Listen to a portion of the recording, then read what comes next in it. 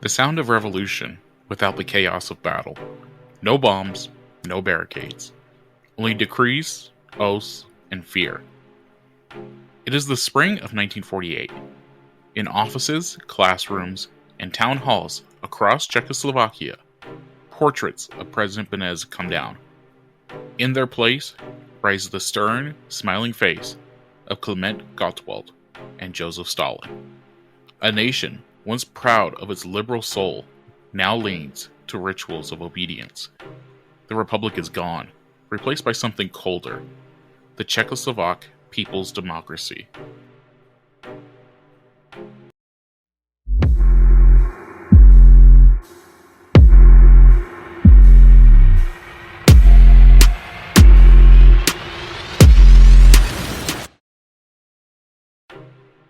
Every revolution needs paperwork.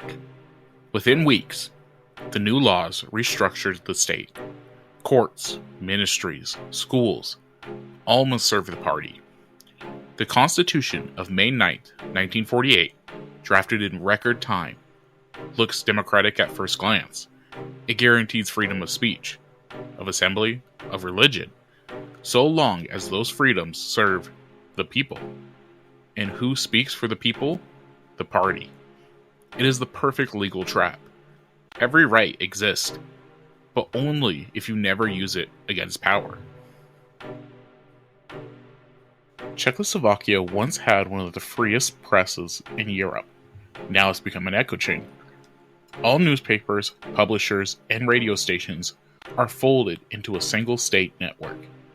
Editors receive daily guidance from the Information Ministry. List of approved topics, words, and headlines. Criticism is permitted only against safe targets: Western imperialist, decadent artist, bourgeois nostalgia.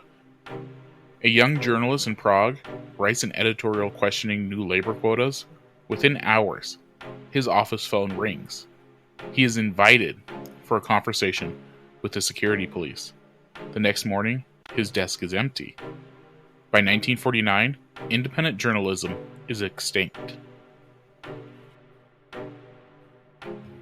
The Sastin Bezstřetnost, or STB, becomes the beating heart of the new regime. What begins as an intelligence service during the war grows into a vast machine of surveillance. Letters are opened, telephones tapped, neighbors questioned. Tens of thousands are labeled enemies of the people. Their crimes are vague: bourgeois nationalism, sabotage. Fear becomes the country's new language. Even within the party, no one feels safe. Informants report on informants. Paranoia replaces trust.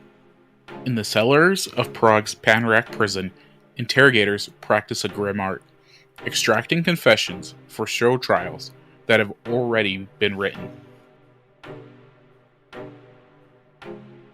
Between 1949 and 1952, the Czechoslovak government staged a series of public purges. Old heroes of the resistance, loyal communists who once fought fascism, are suddenly branded as traitors.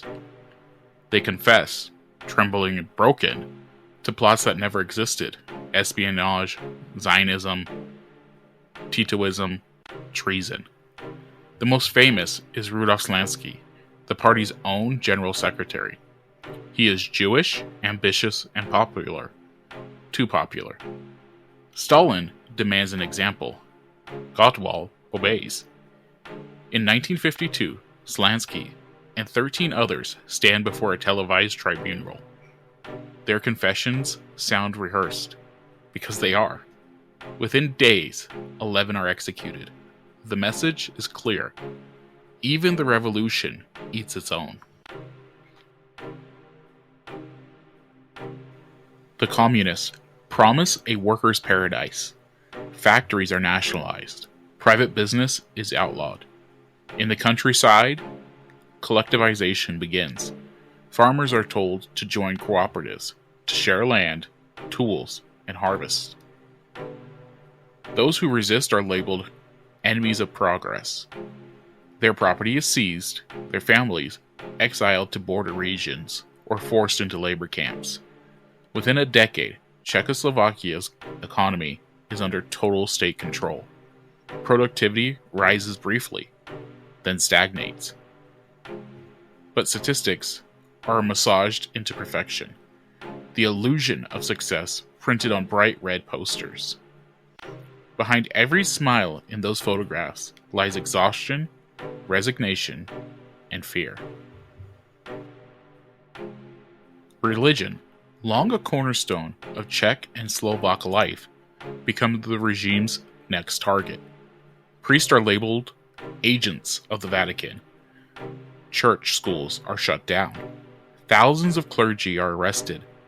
Monasteries are turned into prisons. The Catholic Archbishop of Prague, Joseph Burnham, is placed under house arrest for more than a decade. For ordinary believers, faith becomes an act of quiet rebellion. Whispered prayers, secret baptisms, hidden crosses, even atheism is compulsory. Conformity is holy. Czechoslovakia's artists once helped define modern Europe. Now, they are drafted into ideological service. Painters must glorify factory workers. Writers must celebrate new socialist man. Composers rewrite their symphonies to sound more optimistic. Those who refuse simply disappear from public life. Some immigrate, others retreat into private silence.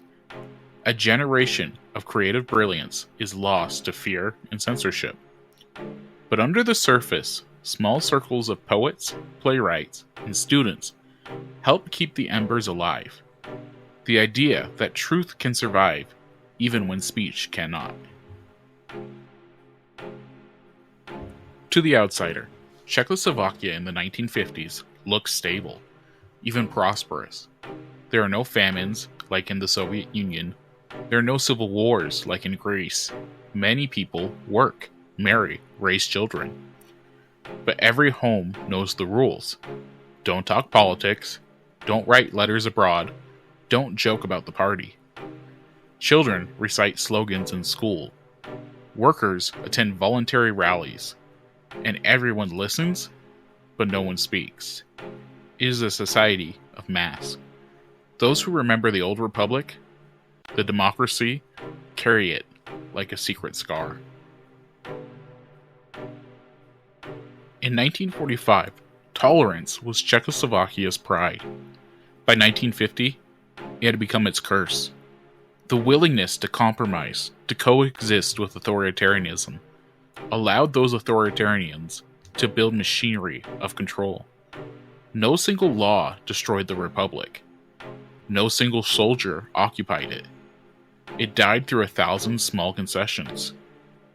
A tolerated censorship here. A postponed election there. A silenced journalist. A frightened president's signature. The story is not about ideology. It is about human nature, our instinct to believe that the worst cannot happen here. But it did. By the mid-1950s, Klement Gottwald himself is dead. A sudden illness, reportedly a stroke, shortly after attending Stalin's funeral. His successors inherit the same machinery of control, slightly rusted but unbroken. The fear remains, automated now, self-sustaining.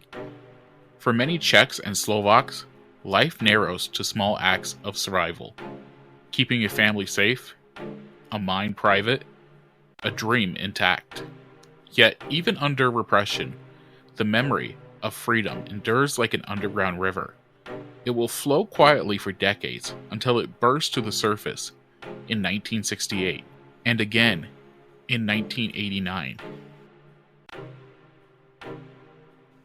The machinery of control is never built overnight.